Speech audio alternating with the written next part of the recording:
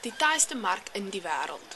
Vir 350 sitrusboere uit die Wes-Kaap is dit die enigste manier om die Amerikaanse mark te bestempel. Dit is egter 'n mark wat tot 25% meer vir sitrus betaal en daarom is dit dus die moeite werd om hiervoor te beklei. En die afgelope 13 jaar het die boere presies dit gedoen. Hulle het gestoei om die mark tevrede te stel.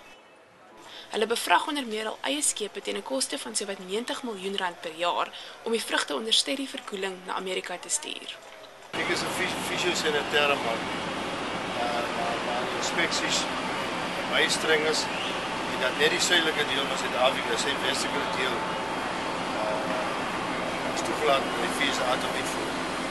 En daar's 'n baie streng inspeksie regulasies, daar's 'n protokol hoe jy met boere op die plaas, hoe jy met pak en so byvoorbeeld 2 monte kry kerel jou vrag af, of 1 vrugtevlieg kerel hom af, of 'n keer 'n witles kerel hom af. Dis baie streng reëls. Ons het eers loop kyk wat kan hy mark absorbeer.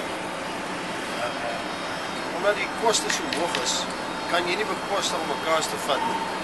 So die vrugte wat jy stuur moet kan verkoop teen 'n goeie prys om die koste te dek. En dit is 'n marknavorsing gaan doen op wat se kwaliteit wat die mense soek. Daarvolgens ons het ons bemarkingsplan opgestel. En ons sê ons kan dit elke week verkoop. Dit is ons verskeping gekry, want daar is nie 'n regular diens na Amerika toe nie, soos in Europa en Engeland en daai plekke nie. Die bote moet gecharter word. So jy moet seker maak dat jy die vrugte het en dat die kwaliteit daar is. Dit is besluit, maar as ons al die goed doen, dan moet ons soos die Engels sê, we must police it. Landbouweekblad het vandag in Kaapstadhawe kom kyk hoe Amerikaanse inspekteurs die vrugte deurkyk voor die skip bevrag word. Op die skip is dit ook 'n steady protokol. Steady protokol beteken dit moet teen -0.55 grade verskep word en die VSA regulasies protokol vereis tans 24 dae. Ons laai af in Philadelphia. 85% van ons besigheid is konvensionele verskeping.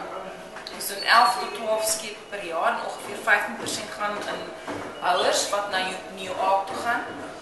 Ons verskep hoofsaaklik aan die ooste van Amerika, met ander woorde Philadelphia, ons gaan ook na die Midweste toe. Van ons normale groei voorsien is ons sal graag so 10% per jaar groei in die normale produkte. Maar ons plant nuwe variëteite aan, veral sagte sitrus. Dit is 'n baie groot groeiende mark in die VSA. You can see there's people out here working, and this is creating jobs and promoting trade on both sides of the Atlantic. And for me, it's a thrill to be here and to see it firsthand. I'm glad to know it's going well this season, and we're looking forward to many years of the